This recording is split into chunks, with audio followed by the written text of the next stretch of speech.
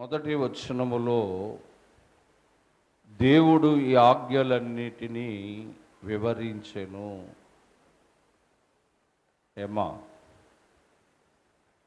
దేవుడు ఈ ఆజ్ఞలన్నిటినీ వివరించెను. మరి మొదటి అధ్యాయము నుంచి 17 అధ్యాయముల వరకు, మొదటి అధ్యాయము మొదటి నుంచి 17 వచనాల వరకు దేవుడు 10 ఆజ్ఞలను వివరించాడు. నేను తప్ప వేరొక దేవుడు నీకు ఉండకూడదని, అలాగని నా నామమును వ్యర్థంగా ఉచ్చరించకూడదని, విశ్రాంతి దినమును పరిశుద్ధంగా ఆచరించవలనని, ఇలాగున 20 అధ్యాయములో దేవుడు 10 ఆజ్ఞలను వివరించాడు. మరి యేసు ప్రభు కాలమునకు వచ్చేటప్పటికి మత్తయి సువార్త 22వ అధ్యాయము 22వ అధ్యాయము 36 నుంచి 39 వచనాలు చూద్దాం. బోధకుడా, ధర్మశాస్త్రములో ముఖ్యమైన ఆజ్ఞ ఏది అని అడిగాను. అందుకైన నీ పూర్ణ హృదయముతోను, నీ పూర్ణాత్మతోను, నీ పూర్ణ మనస్సుతోను నీ దేవుడైన ప్రభువును ప్రేమింపవలనని, ఇది ముఖ్యమైన ఆజ్ఞ, మొదటి ఆజ్ఞ. రెండవది నిన్ను వలె నీ పొరుగు వారిని. ఇప్పుడు యేసు ప్రభువారు ఈ 10 ఆజ్ఞలను నిర్గమకాండములో దేవుడు 10 ఆజ్ఞలు ఇచ్చాడు. ఈ 20 అధ్యాయములో ఆ 10 ఆజ్ఞలు వివరించాడు. యేసు ప్రభు ఈ 10 ఆజ్ఞలను 2 ఆజ్ఞలుగా మార్చాడు. ఒకటి, నీ పూర్ణ హృదయముతోనూ నీ పూర్ణ మనస్సుతోనూ నీ దేవుడైన యెహోవాను నువ్వు ప్రేమించాలి. ఇది మొదటి ఆజ్ఞ. మరి రెండో ఆజ్ఞ ఏంటంటే, నిన్ను వలె నీ పొరుగు వారిని ప్రేమించాలి అన్నది ఆజ్ఞ. మరి నిర్గమకాండములో ఉన్న ఈ 10 ఆజ్ఞలకు దేవుడు ఒక పేరు పెట్టాడు. ఆ పేరేంటంటే, చూడండి, 78వ దావీదు కీర్తన 10వ వచనములో ఈ 10 ఆజ్ఞలకు దేవుడు పెట్టిన పేరు, వారు దేవుని నిబంధన గైకొనకపోయిరి. రైట్, గమనించండి.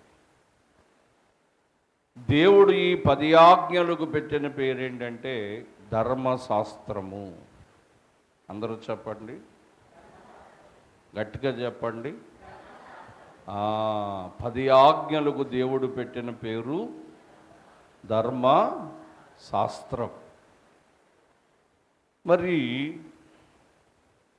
ఇవాళ 2 విషయాలు మనం నేర్చుకోవాలి. ధర్మశాస్త్రము, కృపాశాస్త్రము. చెప్పండి, ఏంటి? నేను 2 చెప్పమన్నాను, గట్టిగా చెప్పాలి. ధర్మశాస్త్రము, కృపాశాస్త్రము. ధర్మశాస్త్రములో దేవుడు ఏం చెప్పాడో, కృపలో దేవుడు ఏం చేశాడో అది మనం నేర్చుకోవాలి. ధర్మశాస్త్రము యోహాను సువార్త 1వ అధ్యాయము, యోహాను సువార్త 1వ అధ్యాయము 17వ వచనాన్ని చూడండి. అందరూ కూడా ఈ వాక్యం చూడండి. ధర్మశాస్త్రము మోషే ద్వారా అనుగ్రహింపబడెను. కృపా సత్యము యేసుక్రీస్తు ద్వారా కలిగింది. ధర్మశాస్త్రము ఎవరి ద్వారా వచ్చింది? మోషే గారి ద్వారా వచ్చింది. కృపాశాస్త్రం ఎవరి ద్వారా వచ్చిందంట? యేసు ప్రభువు ద్వారా వచ్చింది. మరి ఇవాళ ధర్మశాస్త్రానికి దేవుని కృపాశాస్త్రానికి ఉన్న భేదము మనం చూడాలి. చూడండి, ధర్మశాస్త్రము బయలుపడినప్పుడు నిర్గమాకాండం 32వ అధ్యాయము, నిర్గమాకాండం 32వ అధ్యాయము 15-16 వచనాలు మనం చూద్దాం. మోషే ధర్మశాస్త్రము గల 2 రాతి పలకలను చేత పట్టుకుని కొండ దిగి వచ్చెను. ఆ పలకలు ఇరుప్రక్కలను రాయబడి ఉండెను. ఈ ప్రక్కను ఆ ప్రక్కను రాయబడి ఉండెను. చాలు. ఇప్పుడు 32:8 చదవండి అమ్మా. 28. దేవుడు అంటున్నాడు, నేను వారికి నియమించిన త్రోవ నుండి త్వరగా తొలగిపోయిరి. తమ కొరకు పోత పోసుకున్న దూడను చేసుకునిది. దానికి సాగిలపడి బలినర్పించి, ఓ ఇశ్రాయేలు, వారు చెప్పుకొనుచున్నారనెను. మరియు యెహోవా ఇట్లనెను, నేను ప్రజలను చూచాను. పిల్లరా, 32:28లో ఏం చదువు ఇప్పుడు వరకు? నువ్వు కాస్త బుర్ర పెట్టాలా. 32:28లో అంటున్నాడు,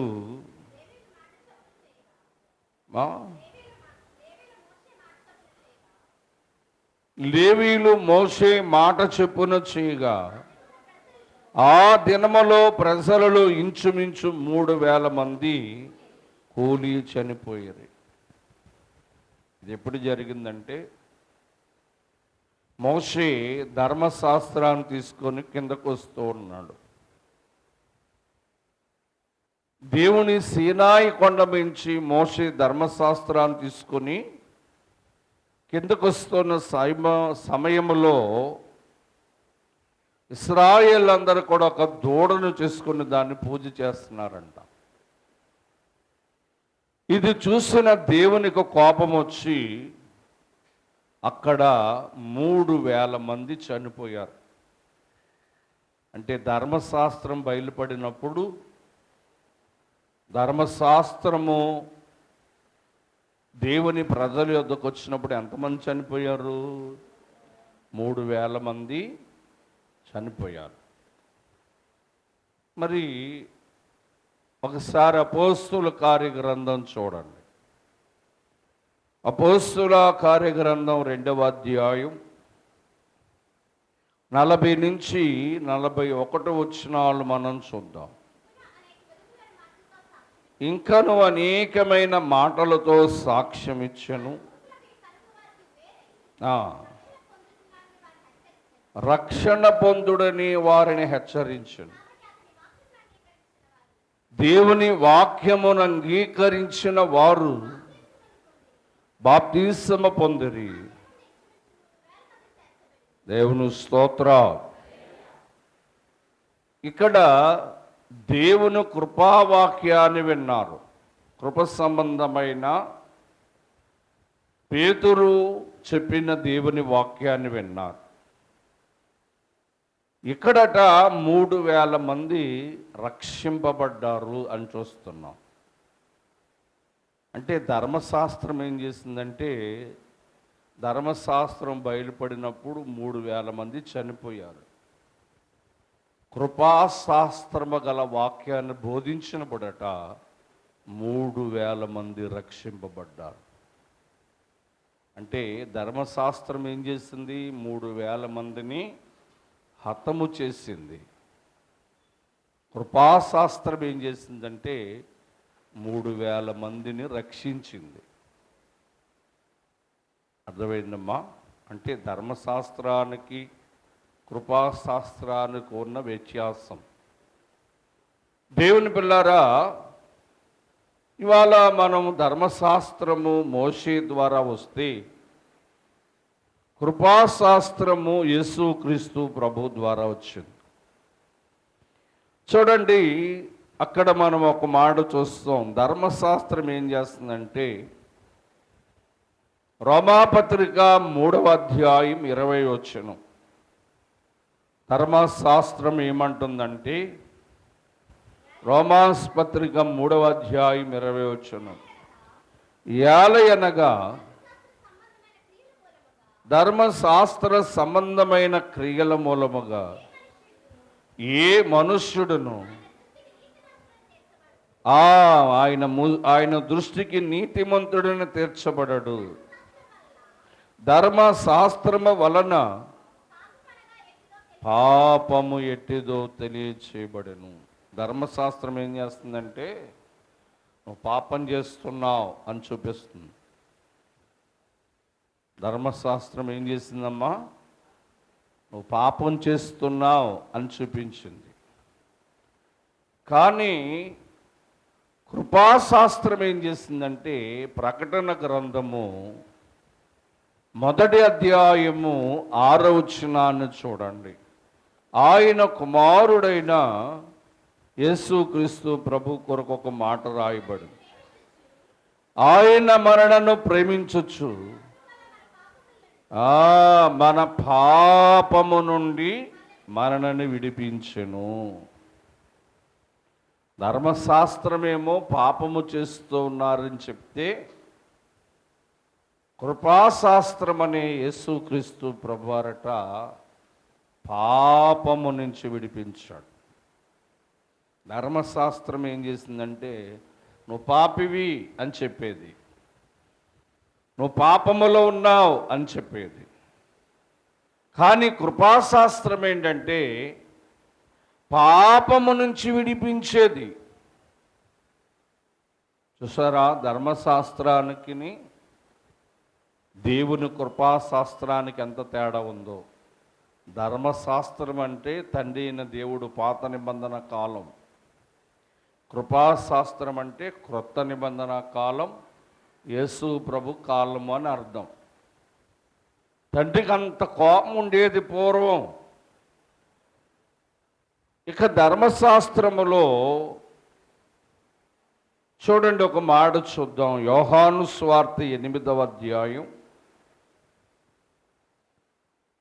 8వ అధ్యాయములో ధర్మశాస్త్రము కొరకు దేవుడు ఒక మాటను చెప్పాడు.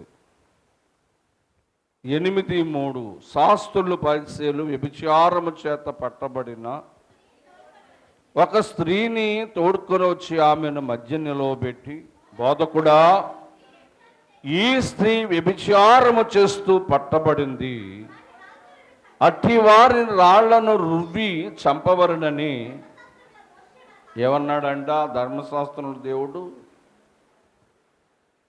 ధర్మశాస్త్రంలో దేవుడు ఏమన్నాడు? వ్యభిచారం చేసిన స్త్రీని చెప్పండి, రాళ్లతో కొట్టి చంపేయి, ఆ శిక్ష విధించని చెప్పాడు. వ్యభిచారం చేసేవారిని ధర్మశాస్త్రం ఏమని చెప్పిందంటే, రాళ్లతో కొట్టి చంపేయి అని చెప్పాడు దేవుడు. ఇది ధర్మశాస్త్రం, అదొక శిక్ష. రాళ్లతో కొట్టి చంపివేయడం అనేది చెప్పండి, అదొక శిక్ష. ఇది ధర్మశాస్త్రములో దేవుడు నియమించిన శిక్ష. అయితే కృపాశాస్త్రములో దేవుడు ఏమన్నాడంటే, 8వ అధ్యాయము 7 నుంచి కొన్ని వచనాలు, వారు ఆయనను పట్టుకొని అడుగుచుండగా ఆయన తల ఎత్తి చూచి, మీలో పాపము లేనివాడు మొదట రాయి ఆమె మీద వేయుడని వారితో చెప్పాను. మరలా వంగి నేల మీద వ్రాస్తుండెను. వారు ఆ మాట విని పెద్దవారు మొదలుకొని చిన్నవారి వరకు ఒకరి వెంట ఒకరు బయటకు వెళ్ళిపోయిరి. యేసు ఒక్కడే మిగిలెను. ఆ స్త్రీ మధ్య నిలిచి ఉండెను. యేసు తల ఎత్తు చూచి, అమ్మా, వారెక్కడున్నారు? ఎవరూ నిన్ను శిక్షింపలేదా అని అడిగినప్పుడు ఆమె, లేదు ప్రభువా అనెను. అందుకు యేసు, నేను నిన్ను శిక్షించను. ఏమర్థమైంది మాట? ధర్మశాస్త్రమేమో రాళ్లతో కొట్టి చంపేయి, ఆ శిక్ష వేయి అని చెప్పింది. కృపాశాస్త్రమైన యేసు ప్రభు అన్నాడమ్మా, నిన్ను నేను శిక్షించను. ఏం చెప్పాడు యేసు ప్రభు వారు? ధర్మశాస్త్రం ఏమంది? వ్యభిచారం చేస్తున్న వారిని రాళ్లతో కొట్టి చంపేయి, ఆ శిక్ష విధించు అని చెప్పింది ధర్మశాస్త్రం. అయితే కృపాశాస్త్రమైన యేసు ప్రభు వారు ఏమన్నాడంటే, అమ్మా, నిన్ను నేను శిక్షించను, ఇకను నువ్వు పాపము చేయక. అంటే ధర్మశాస్త్రము శిక్షిస్తే కృపాశాస్త్రం ఏం చేసిందంటే శిక్ష నుంచి విడిపించింది. ఏమా అర్థమైందా? ధర్మశాస్త్రము చెప్పండి శిక్ష విధిస్తే, కృపాశాస్త్రము శిక్ష నుంచి విడిపించింది. అందుకే వాక్యములు అంటాడు, రోమాపత్రిక 3:20 అన్నాడు, 3:19 అన్నాడు. 3:19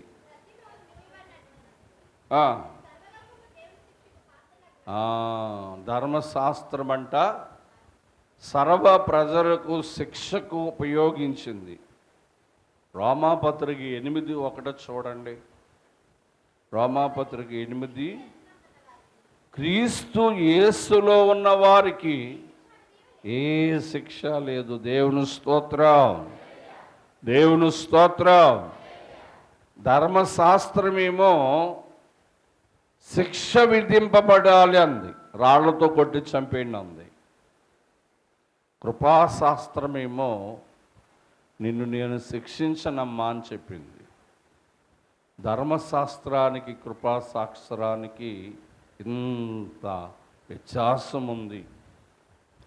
ఇక ధర్మశాస్త్రం మనం చూస్తే పిల్లరా, వాక్యాన్ని మనం గమనిద్దాం.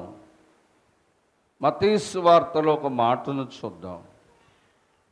మత్తయి సువార్త 5వ అధ్యాయము 43. 5వ అధ్యాయం 43. నీ పొరుగువారిని ప్రేమించి, విన్నారు ఈ మాట?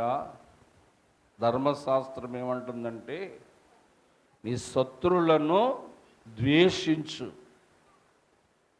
ఏమన్నాడమ్మా? ధర్మశాస్త్రం ఏమంది? మీ శత్రువులను ద్వేషించు అంది.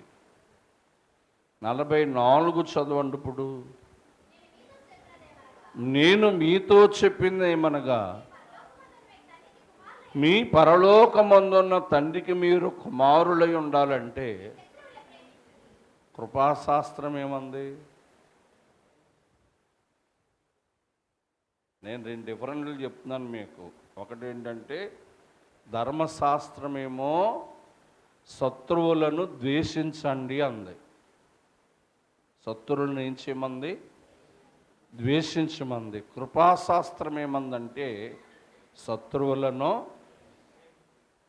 అంటే ఎంత తేడా ఉంది మాటలో. ధర్మశాస్త్రానికి కృపాశాస్త్రానికి ఇంత తేడా ఉంది. ధర్మశాస్త్రములో దేవుడు అన్నాడు, మీ శత్రువులు ఎవరైనా సరే వారు ద్వేషించండి, వారితో మాట్లాడకండి అని చెప్పింది. కానీ కృపాశాస్త్రం ఏమందంటే మీ శత్రువులను మీరు చెప్పండి ఏం చేయాలి? ప్రేమించాలి. ఇది కృపాశాస్త్రం అంటే యేసు ప్రభు చెప్పిన మాట. ఇక మనం మరొక చూద్దాం. మత్తయి సువార్త 5వ అధ్యాయము 38 చూడండి. ధర్మశాస్త్రం చెప్తుంది ఏంటంటే కంటికి కన్ను తీసే, పంటికి పన్ను ఒడగొట్టే. దేవుడు చెప్పిన మాట ధర్మశాస్త్రంలో ఏమంటున్నాడు?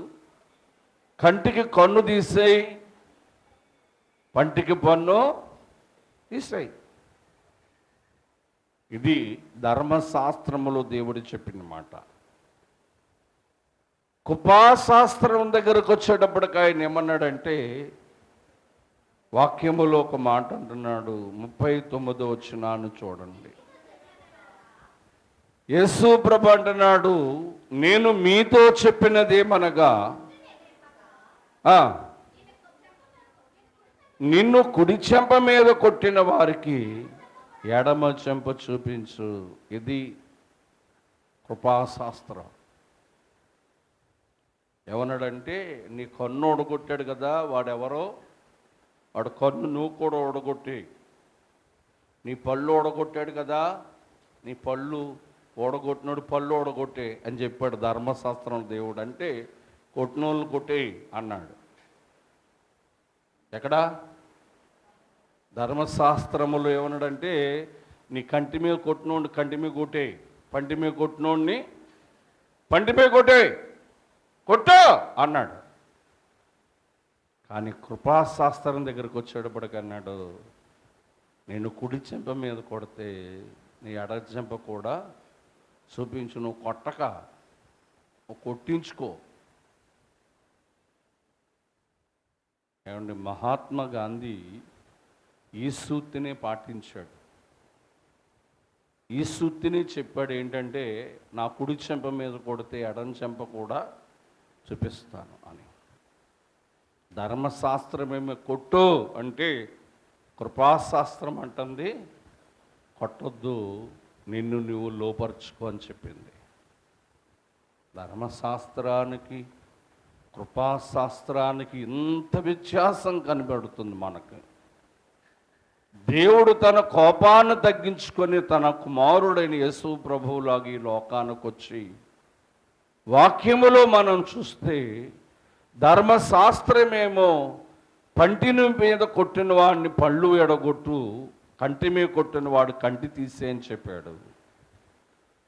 కృపాశాస్త్రం దగ్గరికి వచ్చినప్పుడట నీ కుడి చెంప మీద కొడితే నీ ఎడమ చెంప కూడా చూపించు. వారితో నువ్వేం పడకూడదు? గొడవలు పడకూడదు. దేవుని స్తోత్రం. ఇది ధర్మశాస్త్రములో ఉన్న మాటలు. కృపాశాస్త్రములో మనం చూస్తే ఇక చూడండి, గలతీ రాసిన పత్రిక 3వ అధ్యాయం 10వ వచనాన్ని చూద్దాం. ధర్మశాస్త్రం ఏం చెప్పింది? ధర్మశాస్త్రపు క్రియలకు సంబంధులందరూ శాపమునకు లోనై ఉన్నారు. దేవుని స్తోత్రం. ధర్మశాస్త్రము శాపము తెచ్చిపెట్టింది. ఏమండి, ధర్మశాస్త్రం ఏం తెచ్చిపెట్టింది?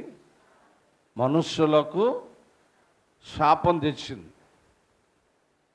మరి యేసుక్రీస్తు ప్రభువారు ఏం చేశాడంటే చూడండి, గలతీయులకు రాసిన పత్రిక 3వ అధ్యాయం 13వ వచనం. ఆత్మ గూర్చిన వాగ్దానము విశ్వాసం వలన మనకి లభించినట్లు అబ్రహాము వలె ఆశీర్వదోచనము క్రీస్తు యేసు ద్వారా అన్యజనులకు కలిగెను. క్రీస్తు మన కొరకు శాపమై దేవుని స్తోత్రం, దేవుని స్తోత్రం. గమనించాలి, ధర్మశాస్త్రమేమో మనలను శాపగ్రస్తులుగా చేసింది. కృపాశాస్త్రమైన యేసు ప్రభువారట ఆ శాపము నుంచి మనలను విడిపించాడు. ఎలా విడిపించాడో 14 వచనాన్ని చూడండి. ఎలా విడిపించాడు? 14 వచనం ఏం చదువుతున్నాం? గలతీ 3:14. ఆయన శాపగ్రస్తుడయి శిలువ మ్రాణు మీద వేలాడదీయబడ్డాడు. అంటే యేసు ప్రభువారు మన మీద ఉన్న శాపాన్ని కొట్టివేశాడు.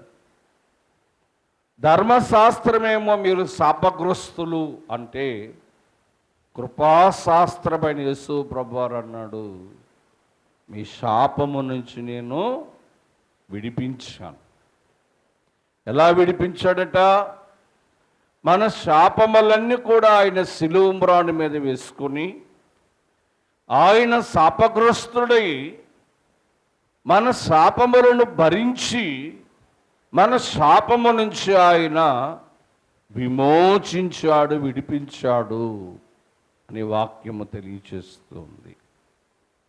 కనుక ధర్మశాస్త్రము మీరు శాపగ్రస్తులు అంటే, కృపాశాస్త్రమైన ప్రభు అన్నాడు, మీరు శాపగ్రస్తములో నుంచి విడిపింపబడిన వాడు అని చెప్పాడు. దేవుని పిల్లలారా, ఇక ధర్మశాస్త్రం ఏం చేసిందంటే, ఎఫెసీ పత్రిక 2వ అధ్యాయము